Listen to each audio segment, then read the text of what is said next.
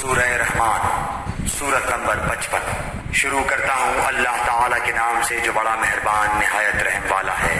رحمان نے قرآن سکھایا، اسی نے انسان کو پیدا کیا اور اسے بولنا سکھایا۔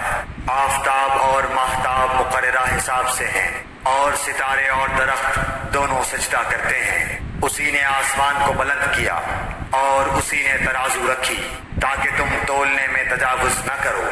انصاف کے ساتھ وزن کو ٹھیک رکھو اور تول میں کم نہ دو۔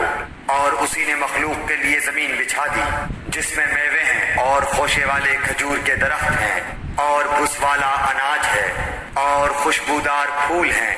بس اے انسانوں اور جنوں، تم اپنے پروردگار کی کس کس نعمت کو جھٹلاؤ گے؟ اس نے انسان کو بجنے والی مٹی سے پیدا کیا جو ٹھیکری کی طرح تھی اور جنات کو آگ کے شعلے سے پیدا کیا۔ بس تم اپنے رب کی کس کس نعمت کو جھٹلاؤ گے؟ وہ رب ہے دونوں مشرقوں اور دونوں مغربوں کا۔ تو اے جنوں اور انسانوں، تم اپنے رب کی کس کس نعمت کو جھٹلاؤ گے؟ اس نے دو دریا جاری کر دیے جو ایک دوسرے سے مل جاتے ہیں، ان دونوں میں سے ایک آڑ ہے کہ اس سے پڑھ نہیں سکتے۔ بس اپنے پروردگار کی کون کون سی نعمت کو جھٹلاؤ گے؟ ان دونوں میں سے موتی اور مونگے برآمد ہوتے ہیں۔ پھر تم اپنے رب کی کس کس نعمت کو جھٹلاؤ گے؟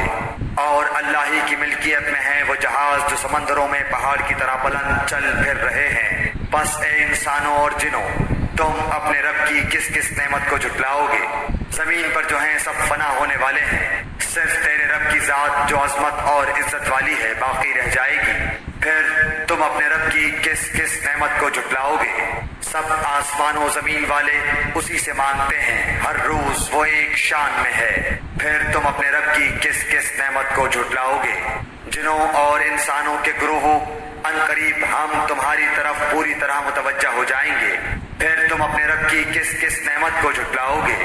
اے گروہ جنات و انسان، اگر تم میں آسمانوں اور زمین کے کناروں سے باہر نکل جانے کی طاقت ہے تو نکل بھاگو، بغیر غلبہ اور طاقت کے تم نہیں نکل سکتے۔ پھر اپنے رب کی کس کس نعمت کو جھٹلاؤ گے؟ تم پر آگ کے شعلے اور دھواں چھوڑا جائے گا، پھر تم مقابلہ نہ کر سکو گے۔ پھر اپنے رب کی نعمتوں میں سے کس کس نعمت کو جھٹلاؤ گے؟ بس جب کہ آسمان پھٹ کر سرخ ہو جائے جیسے کہ سرخ چمڑا، بس تم اپنے رب کی کس کس نعمت کو جھٹلاؤ گے؟ اس دن کسی انسان اور کسی جن سے اس کے گناہوں کی پرسش نہ کی جائے گی۔ بس تم اپنے رب کی کس کس نعمت کو جھٹلاؤ گے؟ گنہگار صرف حلیے سے ہی پہچان لیے جائیں گے، ان کی پیشانیوں کے بال اور قدم پکڑ لیے جائیں گے۔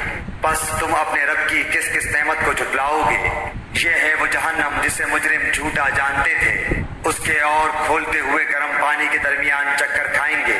بس تم اپنے رب کی کس کس نعمت کو جھٹلاؤ گے؟ اور اس شخص کے لیے جو اپنے رب کے سامنے کھڑا ہونے سے ڈرا دو جنتیں ہیں۔ بس تم اپنے رب کی کس کس نعمت کو جھٹلاؤ گے؟ دونوں جنتیں بہت سی ٹہنیوں اور شاخوں والی ہیں۔ بس تم اپنے رب کی کس کس نعمت کو جھٹلاؤ گے؟